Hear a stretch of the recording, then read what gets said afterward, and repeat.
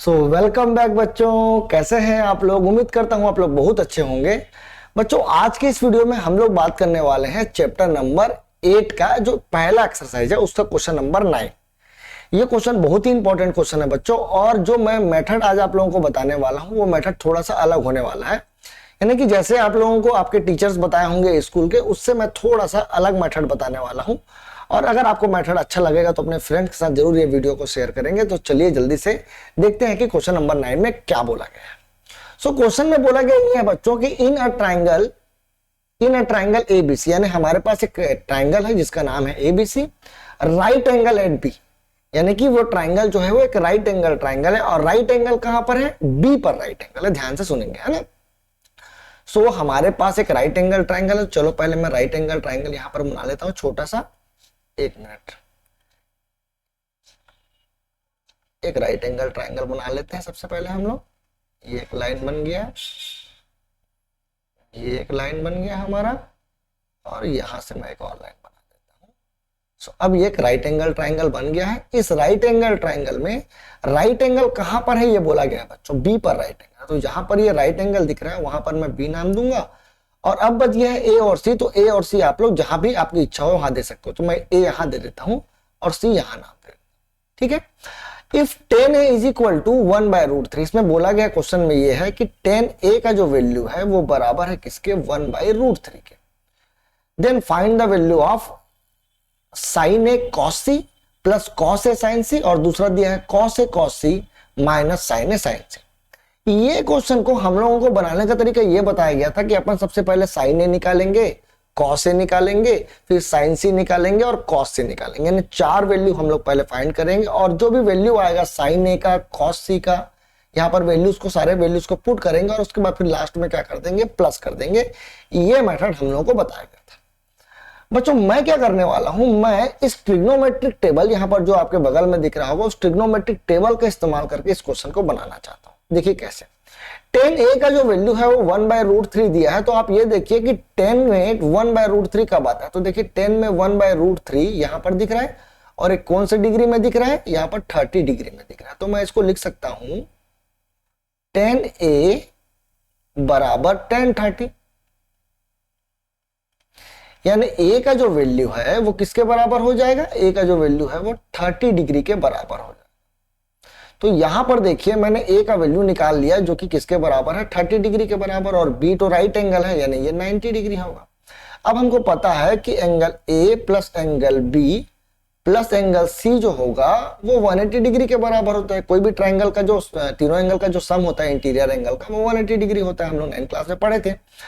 और angle A का जो वैल्यू है हमने 30 निकाल लिया है, तो मैं ए के जगह पर 30 पुट कर देता हूं। बी का वैल्यू मेरे को नहीं पता है, नहीं सॉरी, बी का वैल्यू मेरे को पता है जो कि 90 डिग्री के बराबर है। सी का वैल्यू मेरे को नहीं पता, तो angle C is equal to ये 180 डिग्री हो जाएगा। अब इन दोनों को मैं ऐड कर दूंगा तो ये 120 हो जाएगा, और एंगल सी जो है बच्चों वो निकल जाएगा 180 माइनस 120। इन दोनों को मैं ऐड कर दिया हूं तो 120, और 120 को मैंने ट्रांसफर कर दिया, तो फाइनली सी का जो वैल्यू मिला है मेरे को वो मिला है 60 degree.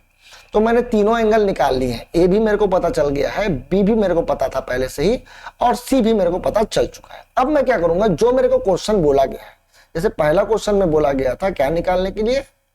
Sign A cos C plus cos A sine C, ये निकालने के लिए मेरे को बोला गया था। तो मैं अब क्या करूंगा, ए के जगह पर ए का वैल्यू क्या था? 30 डिग्री था, तो ए का वैल्यू 30 डिग्री पुट कर देते हैं, और cos c का वैल्यू हमने निकाला था 60 डिग्री, तो cos का c का वैल्यू जो है वो 60 डिग्री पुट कर देते हैं। प्लस में ये जो cos a दिख रहा है उसके जगह पर आ जाएगा cos a के जगह पर आ जाएगा 30 डिग्री, और sin c के जगह पर आ जाएगा sin 60 डिग्री। अब मैं क्या करूंगा, अब sin 30 का वैल्यू मेरे को इस टेबल में पता है, तो sin 30 का वैल्यू देखो क्या है? 1/2 में वैल्यू पुट कर दिया। cos 60 का वैल्यू क्या है? तो cos 60 का वैल्यू होता है 1/2, तो यहां पर मैंने फिर से 1/2 रख दिया। प्लस cos 30 का वैल्यू देखिए, cos 30 का वैल्यू यहां से √3/2 दिख रहा है, तो मैंने √3/2 रख दिया। और प्लस में sin 60 का वैल्यू देखो तो वो भी √3/2 के बराबर दिख रहा है, तो ये सॉरी यहाँ पर मल्टीप्लाई का साइन है, ये भी √3/2 हो जाएगा। अब फाइनली देखो इन दोनों को मल्टीप्लाई करेंगे तो क्या मिलेगा, 1/4 मिलेगा, प्लस √3 और √3 को मल्टीप्लाई करेंगे तो 3/4 हो जाएगा। और फाइनली देखो दोनों का डिनोमिनेटर सेम है तो नीचे में तो 4 ही आ जाएगा और ऊपर में 1 + 3 विच इज इक्वल टू 4। और ये कट के देखो बच्चों ये 1 के बराबर मेरे को दिख रहा है, तो इसका आंसर देखो 1 हम लोगों को मिल गया। हम लोगों को साइन ए नहीं निकालना पड़ा, कॉस सी नहीं निकालना पड़ा, यानी कि हम लोगों को जो प्रोसेस, जो लेंदी प्रोसेस करना था वो प्रोसेस हमने नहीं किया और हमने आंसर वही का वही निकाल लिया 1 के बराबर। आप उस तरीके से बनाएंगे तो भी आप लोगों का आंसर 1 के बराबर है। वहीं पर चलो दूसरा क्वेश्चन को हम लोग डिस्कस करते हैं। दूसरे क्वेश्चन में क्या बोला गया है, दूसरे क्वेश्चन में बोला गया है find cos A cos C minus sin A sin C। So cos के जगह मैं cos पुट करूंगा और A के जगह पर क्या आ जाएगा, A का वैल्यू 30 डिग्री है तो A का वैल्यू 30 पुट कर देंगे। cos C का वैल्यू जो है वो 60 डिग्री है तो मैं 60 डिग्री पुट कर दूंगा, माइनस साइन, फिर से A का वैल्यू 30 डिग्री और C का वैल्यू 60 डिग्री हमने निकाला था।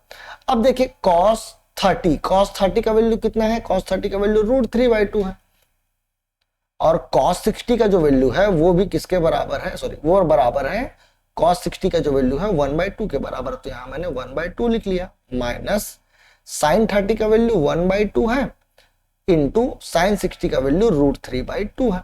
अब हम लोग क्या करेंगे, इन दोनों को मल्टीप्लाई कर देते हैं, तो मल्टीप्लाई करेंगे तो हमको मिलेगा √3/4 और माइनस यहां पर भी हम लोग इसको मल्टीप्लाई करेंगे तो √3/4 दोनों माइनस होकर किसके बराबर आ जाएगा, 0 के बराबर आ जाएगा। तो ये देखिए हमने क्वेश्चन को बहुत ही इजी तरीके से क्वेश्चन को क्या कर लिया है, बना लिया है।